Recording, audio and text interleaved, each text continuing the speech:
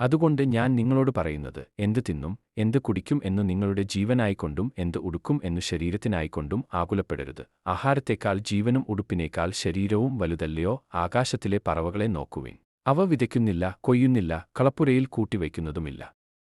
എങ്കിലും സ്വർഗ്ഗസ്ഥനായ നിങ്ങളുടെ പിതാവ് അവയെ പുലർത്തുന്നു. അവയേക്കാൾ നിങ്ങൾ ഏറ്റവും വിശേഷതയുള്ളവരല്ലയോ?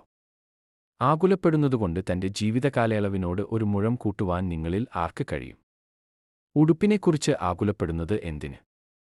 വയലിലെ താമര എങ്ങനെ വളരുന്നു എന്നു നിരൂപിപ്പിൻ. അവ അധ്വാനിക്കുന്നില്ല, നൂൽക്കുന്നതുമില്ല. എന്നാൽ ശലോമോൻ പോലും തന്റെ സർവ്വമഹത്വത്തിലും ഇവയിൽ ഒന്നിനോളം ചമഞ്ഞിരുന്നില്ല എന്നു ഞാൻ നിങ്ങളോട് പറയുന്നു. ഇന്നുള്ളതും നാളെ അടുപ്പിൽ ഇടുന്നതുമായ വയലിലെ പുല്ലിനെ ദൈവം ഇങ്ങനെ ചമയ്ക്കുന്നു എങ്കിൽ, അല്പവിശ്വാസികളെ, നിങ്ങളെ എത്ര അധികം! ആകയാൽ നാം എന്ത് തിന്നും, എന്ത് കുടിക്കും, എന്ത് ഉടുക്കും എന്നിങ്ങനെ നിങ്ങൾ ആകുലപ്പെടരുത്. ഈ വക ഒക്കെയും ജാതികൾ അന്വേഷിക്കുന്നു. സ്വർഗ്ഗസ്ഥനായ നിങ്ങളുടെ പിതാവ് ഇതൊക്കെയും നിങ്ങൾക്ക് ആവശ്യം എന്നു അറിയുന്നുവല്ലോ.